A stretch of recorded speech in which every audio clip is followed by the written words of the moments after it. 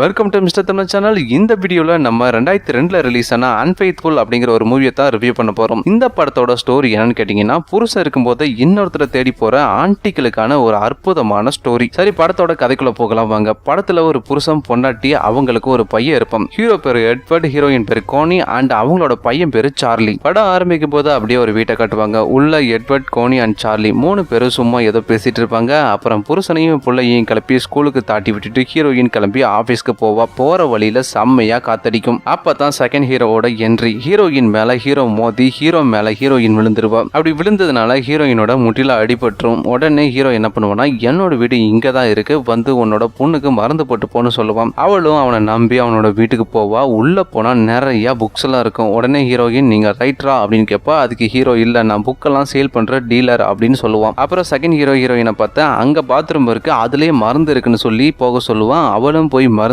போட்டு வருவான். அடுத்து அவன் அவளுக்கு ஒரு புக் எடுத்து கொடுத்து வீட்டுக்கு போக சொல்லிடுவான். ஆக்சுவலி உண்மை என்னன்னா, அவன் அந்த ஆண்டி கிட்ட வலிஞ்சிட்டு தான் இருப்பான். அந்த ஆண்டி தான் நான் கிளம்புறேன்ப்பா பாய் அப்படின்னு சொல்லிட்டு வெளியே போயிடும். அடுத்த சீன்ல அவளும் அவளோட புருஷனும் ரொமான்ஸ் பண்ணிட்டு இருப்பாங்க. அதை வீடியோவும் எடுத்து வச்சுக்குவாங்க. இவங்க 2 பேரும் ரொமான்ஸ் பண்ணிட்டு இருக்க நேரம் பார்த்தா அவங்களோட பையன் வந்து கதவை தட்டிடுவான். டாடி கதவை திறங்க அப்படின்னு சொல்லி. அதனால பாதியிலேயே அவன் விட்டுட்டு போயிடுவான். பொண்டாட்டி பொக்குன்னு போயிடுவான். மறுநாள் காலையில எல்லாரும் போனதுக்கு அப்புறம் ஹீரோயின் 2வது ஹீரோ அவளுக்கு கொடுத்த புக்கை எடுத்து பாப்பா. அதுல அந்த 2வது ஹீரோவோட நம்பர் இருக்கும். அந்த நம்பரை பார்த்துட்டு அவனுக்கு கால் பண்ணி தேங்க்ஸ் சொல்லுவா. அவன் என்ன சொல்லுவான்னா, என்னோட புக்கை நேர்ல வந்து கொடுத்துட்டு போ அப்படின்னு சொல்லுவான். இவளும் யோசிக்காம போயிருவா. அப்படியே அவங்க 2 பேரும் கொஞ்சம் கொஞ்சமா நெருக்கமா பழக ஆரம்பிப்பாங்க. அப்புறம் ஒரு ஸ்டேஜ்ல 2 பேரும் எல்லாமே பண்ண ஆரம்பிச்சிருவாங்க. செகண்ட் ஹீரோ கூடவே டைம் ஸ்பெண்ட் பண்றதுனால அவளோட பையனையே ஸ்கூல்ல இருந்து கூட்டு வரதுக்கு லேட் பண்ணுவா.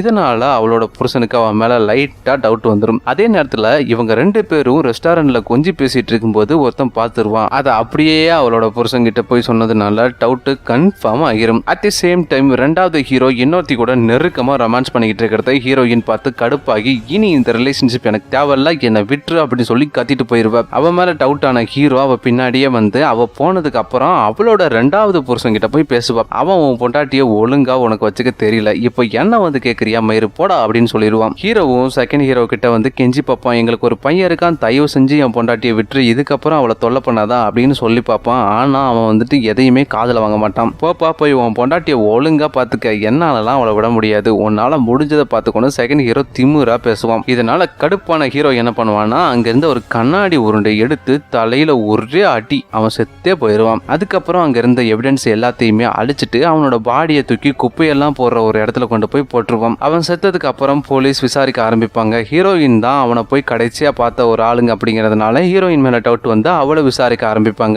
அதுக்கப்புறம் அவளோட புருஷனுக்கு உண்மை தெரிய வந்துருச்சு அப்படிங்கிறது ஹீரோயினுக்கு தெரிய வந்துடும். கடைசியா ஹீரோயினை ஹீரோ என்ன பண்றான் அப்படிங்கறத இந்த படத்தோட கிளைமேக்ஸ். புருஷன் இருக்கும் போதே பொண்டாட்டி இன்னொருத்தனை தேடி போனா எந்த மாதிரி எல்லாம் கஷ்டம் வரும் அப்படிங்கறத இந்த படத்தை பார்த்து தெரிஞ்சுக்கோங்க. நன்றி, வணக்கம்.